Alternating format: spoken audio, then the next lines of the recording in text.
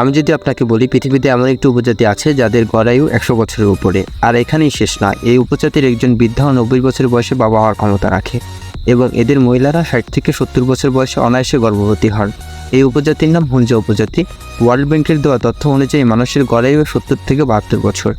হুঞ্জা উপজাতির বাসস্থান পাকিস্তানের গিলগিটের এক জেলা হুঞ্জা। পৃথিবীর বিখ্যাত 4 পর্বতমালা হিমালয়, কারাকোরাম, হিন্দু কুশের কুলঘেঁষা এই পাহাড়ি হুঞ্জা উপত্যকা যেন প্রকৃত সৌন্দর্যের এক জীবন্ত প্রতিনিধি।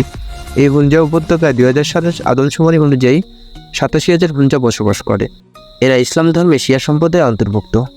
বর্তমানে বিশ্বে যেখানে আমরা গাড়ি ছাড়া 10 মিনিট হাঁটতে প্রস্তুত নয়, সেখানে হুঞ্জা উপজাতির মানুষেরা প্রতিদিন প্রায় 15 থেকে 20 কিলোমিটার হাঁটে। বর্তমান বিশ্বে যেখানে যৌবন ধরে রাখার জন্য মানুষ কোটি কোটি ডলার ব্যয় করছে, সেখানে প্রাকৃতিকভাবে হুঞ্জা সম্প্রদায় বিভেদকে ঠেকিয়ে রেখেছে। হুঞ্জা সম্প্রদায়ের মধ্যে 165 বছর বাঁচার রেকর্ড রয়েছে। হুঞ্জা জনগোষ্ঠীর দীর্ঘায়ু হওয়ার রহস্য নিয়ে প্রায়শ 100 বছর ধরে চর্চা চললেও বিশ্বের কাছে আলোচনার বিষয়বস্তু হয়ে ওঠে 1984 সালে। ইংল্যান্ডের হিরোথু বিমানবন্দরে পাকিস্তান থেকে আসেন সৈয়দ আব্দুল মবুদ নামে এক বৃদ্ধ হুঞ্জা। পাসপোর্টের জন্ম তারিখ দেখে চমকে যান ইমিগ্রেশন অফিসাররা। পাসপোর্টে সৈয়দ আব্দুল মবুদের জন্মসাল দেওয়া ছিল 1832, তার মানে তার বয়স ছিল তখন 152 বছর। ইমিগ্রেশন অফিসাররা বিশ্বাসই করতে পারছিলেন না যে মানুষ এতদিন বাঁচতে পারে।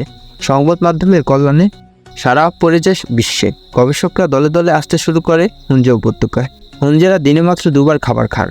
সূর্য ওঠার পরে একটি ভারী ব্রেকফাস্ট ও সূর্য অস্তের পরে হালকা ডিনার করে নেয়। এর মধ্যে হুঞ্জারা আর কোনো খাবার খান না, তবে সম্পূর্ণ প্রাকৃতিক খাবার খান এবং প্রত্যেকটি হুঞ্জা পরিবার নিজেদের প্রয়োজনীয় খাদ্যশস্য ও সবজি নিজেরা উৎপাদন করে।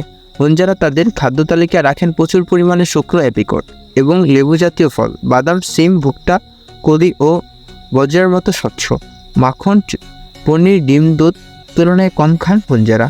মাংস প্রায় খানই না, খেলেও বছরে 2-1 বার ভেড়া বা মুরগির মাংস খান।